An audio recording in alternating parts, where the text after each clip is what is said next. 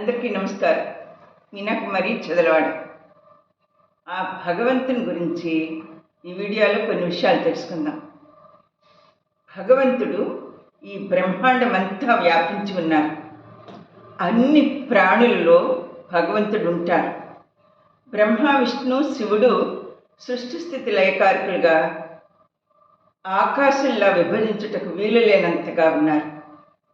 ఇంద్రియాలకు అతడే ఒక జ్యోతి స్వరూపుడు, జ్ఞానస్వరూపుడు. అతడే పరమాత్మ. పుణ్యఫలం రక్షిస్తుందని, పాపఫలం శిక్షిస్తుందని చెప్పినవాడు ఆ భగవంతుడు.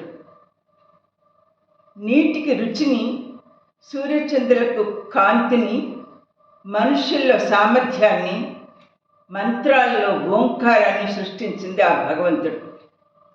నదీ జలాల్లో ఒక పండితుడు స్నానం చేసినా, కొన్ని పశువులు స్నానం చేసినా, వ్యర్థాలు నదిలో వేసినా తన ప్రవాహంతో వేరే ప్రాంతానికి కొట్టుకుపోయేలా చేసుకుంటుంది.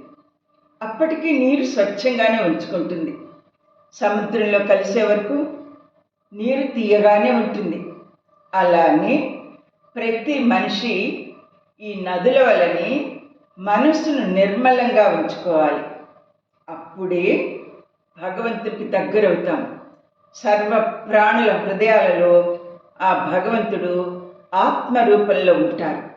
కాబట్టి నా వీడియో మీకు నచ్చినట్టయితే like, share and subscribe. Meena Kumari Chadalavada.